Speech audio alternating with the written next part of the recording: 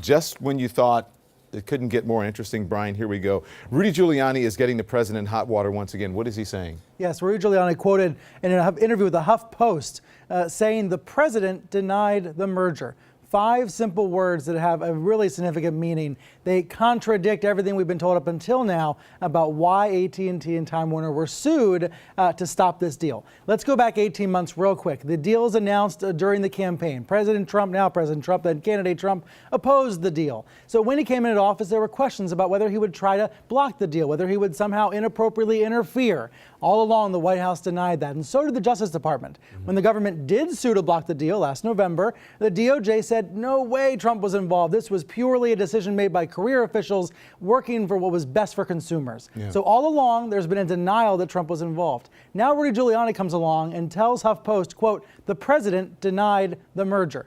Now, why is he doing that? He's doing that because he's trying to say, hey, Michael Cohen, he got all this money from companies, but Cohen didn't do anything. He wasn't able to influence the president because the president denied the merger. Again, that contradicts everything we've been told. Let me just read, Brian, exactly what the Huffington Post says. He said, whatever lobbying was done didn't reach the president, Giuliani said, offering as proof the fact that AT&T proposed merger with Time Warner has not gone through. He did drain the swamp. The president denied the merger. They didn't get the result that they wanted. Hadas, you were in that courtroom every single day. You have lived and breathed this story. Doesn't this contradict everything that we have been told about this merger and about what's going on for months? It definitely contradicts everything that we've heard about this merger, Don, for a long time.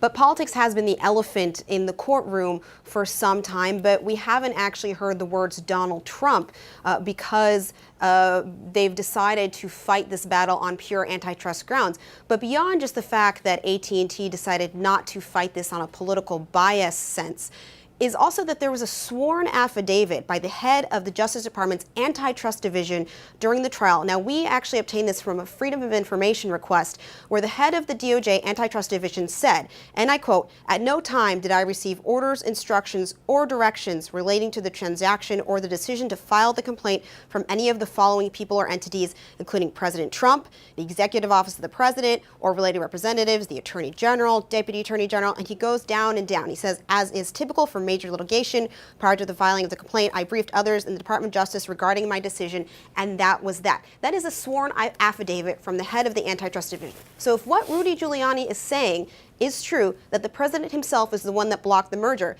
that is suggesting that this sworn affidavit is not true. And that is a major thing here, because this has been, as I said, the elephant in the room this entire trial is the fact that Donald Trump does not like CNN. He does not like, as a fact, does not like CNN's parent company, Time Warner, which is who AT&T is trying to buy, and that is why he wanted to block this merger. And so let's talk about this, because AT&T, again, as I said, you lived and breathed this, they wanted to raise the issue of political motivation, but the judge said no, Hadas. So take us through what might happen next. Will the judge, because the judge is deciding now, will AT&T's lawyers go back and say, hey, we didn't have this information, or the DOJ lied? What's next? I mean, this is all happening very quickly, but where we are right now in this case is that initially, as you said, AT&T wanted to bring up this selective enforcement is what it's called. Pretty much political bias is the reason behind why they brought this case.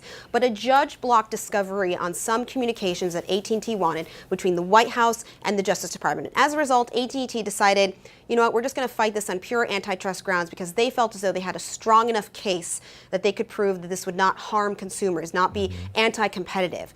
But now we're in a phase right now where actually the judge is sitting in his chambers and deciding this trial. He is writing his opinion right now. I'm sure that he is watching the news. He is seeing this happen. Now, what could happen is he is probably going to issue his decision without thinking about the politics. But if there is an appeal, I could definitely see AT&T saying, okay, on the appeal, we're going to bring up this political bias defense. I want to get Michael in, because Michael, you're the legal person here. So give me your analysis here, because the DOJ is supposed to act independently from the president. Well, that's right. And I think going back to Hadas's last point is this. Petrocelli, the lawyer for Time Warner and AT&T, seeks, as she said, to bring a defense of selective prosecution. Dick Leon, the judge in the case, said, essentially, you haven't presented enough evidence for me to grant that request. So I think that Petrocelli has to be making a decision right now. Are we going to file overnight a motion with the judge saying we want to renew our motion to open the case anew, to receive this evidence of White House communications so that we can evaluate whether or not that defense, if you will, of selective enforcement is availing. And I think if they file that, given the Giuliani comments, Dick Leon has a hard choice to decline that opportunity for them to receive that information, because he essentially has said, Giuliani that is, that the president made this decision, contradicting the affidavit. And so it may well be that before we even get to the appellate stage, Dick Leon says, you know what, I'm going to put my decision on hold. I'm going to allow this additional discovery, and then I'll make a decision about whether or not we can reopen this case for the receipt of that evidence. If not, then he's got to make a decision. Then he's got to make a decision on the evidence presented and make a determination. And the appellate court will have to make a decision whether or not Dick Leon made a mistake in not allowing that communication, that discovery, to take place. Well, Ryan, let me read this before you jump in, because I think it's important, because the president is tweeting tonight, okay? Right. He said, why doesn't the fake news media state that the Trump administration's antitrust division has been and is opposed to the AT&T purchase of Time Warner in a currently ongoing trial? Such a disgrace in reporting. But Rudy Giuliani doesn't he just highlight that he's stepping in it again? Yeah, obviously Trump's tweet is wrong. Every time we talk about this case, we talk about how the DOJ is suing to block it. But what's interesting about the tweet tonight is Trump is contradicting his lawyer. Trump is saying, it's not me, it's the DOJ, it's the antitrust division. Rudy is saying the opposite. He's saying the president decided to do this. Either Rudy Giuliani accidentally told the truth just now and created a big problem for the government, or Rudy's just talking out of school again, talking out of turn, making it up as it goes along. He's got his foot in his mouth again. Either way, it's ugly, Don. Either way, it's not good. And it's a reminder that we're seeing Rudy Giuliani every day, it seems like, in every interview he gives, stumbling through answers, saying things that create problems for Trump in the White House. And also trying to separate themselves from Michael Cohen. And had they resolved this case, because Michael Avenatti brought all this information to light. Yes, he did, 3 days ago. 3 days ago. Yeah. So if they had settled that, this may not have been in the public sphere. Now, the special counsel knew about it, but who knows if he would have revealed it. This Stormy Daniels, Michael Avenatti thing, it's a runaway train for this. World's longest domino effect, isn't it? It's remarkable. Hadassah, you have reached out to the Justice Department. Any response?